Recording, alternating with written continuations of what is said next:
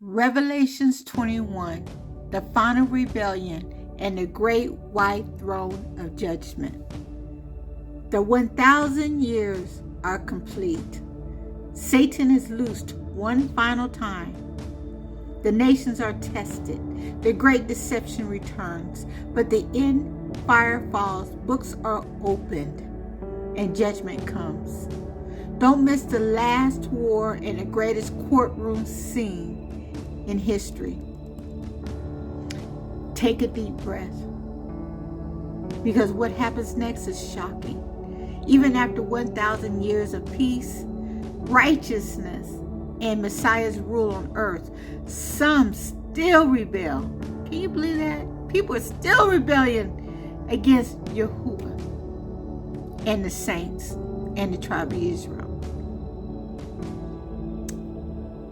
Satan is loosed one last time, and the final deception sweeps across the nations.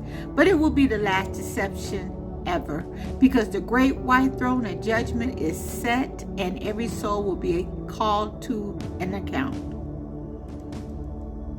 This is the final rebellion and the great white throne judgment. Revelations 20, 7 through 15, Satan loosed, Gog and Magog, final fire, judgment of all. After the reign of peace comes the last battle. After the last battle comes the final judgment. This is where time ends and eternity begins. A still, peaceful world. Then the faint sound of chains unlocking. A hiss, a whisper of rebellion. The sky darkens, fire begins to rise, thunder cracks, and throne appears in the heavens.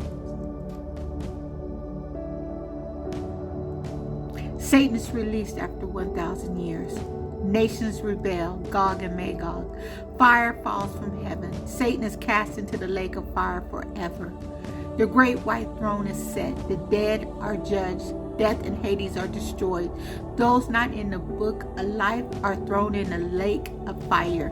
This is the final separation of light and darkness.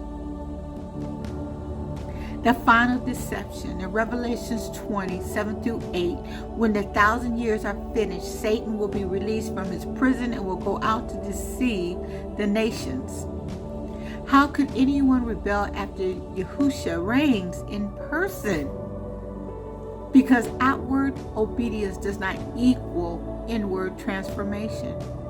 We see that when people say that they got saved, or you hear once saved, always saved, but their character, their outer appearance, they don't follow Yahuwah's commandments. They don't follow anything that he says in his word. So it's just for show. The nations Gog and Magog, symbolic of global resistance, gather like the sand in the sea. One final stand against truth. In Revelations 20 and 9, they surrounded the camp of the saints, but fire came down from Elohim out of heaven and devoured them. There is no war, just fire, final totality. Satan's final defeat. In Revelations 20 and 10, the devil was thrown into the lake of fire and brimstone and will be tormented day and night forever and ever. The deceiver of nations is forever silenced. No more lies, no more temptation, no more wars. He joins the beast and the false prophet in eternal torment. This is the message to the 12 tribes of Israel. To the righteous remnant of Jacob, you stood, you ruled, you judged, and now you witnessed the final act of justice.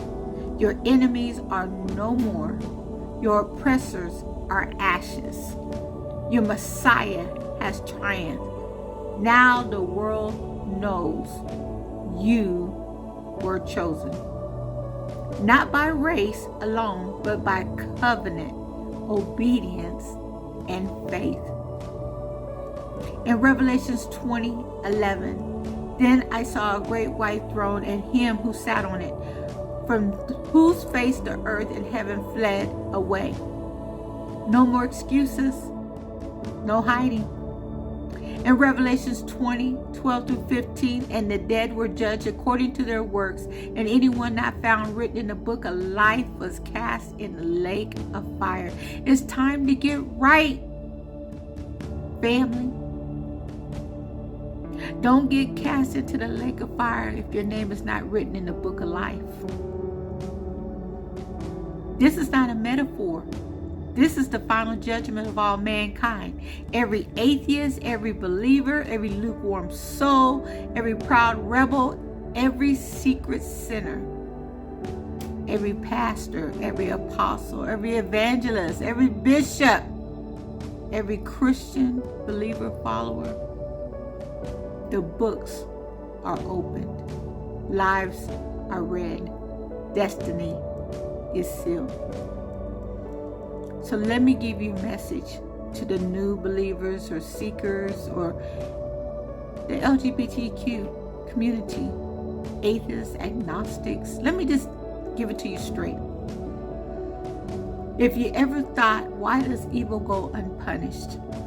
Will my pain ever be avenged? Does my life even matter? This is the moment all wrongs are made right. But here's the warning. If your name is not written in the Lamb's Book of Life, you will not escape his judgment. Period. The book is not earned. It's written by grace through faith in Yahushua. If you rejected him, your works are judged alone. So you can do you. You can say, I want to be whoever I want to be, and I want to identify with what I want to identify with. And you can. You can do whatever you would like to do, but you still will be judged by your decision. The books will be open. These books contain every word, every thought, every secret, every motive. In Ecclesiastes 12:14, Yahuwah will bring every work into judgment, including every secret thing. Your sin will find you out. I remember my grandmother used to say, whatever you do in the dark will surely come to light. You can't bribe this judge. You can't lie to this court. You either trusted Yahushua to cover you or you stand alone. Prophetic revelation. Why must this happen after the 1,000-year reign? Because Yahuwah is just. Even in perfect conditions, still some people will rebel.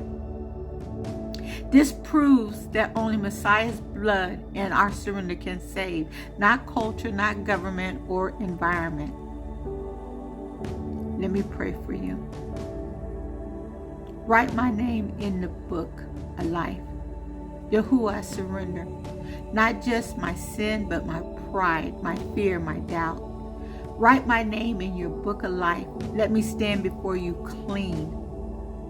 Not because of my works, but because of Yahuwah's blood. I refuse the lies of the serpent. I choose eternity. I choose you, Yahuwah. Amen. If you really meant that, this is your final warning. Isn't that something? Yahuwah still gives you an opportunity, even when people remains in their rebellion and disobedience.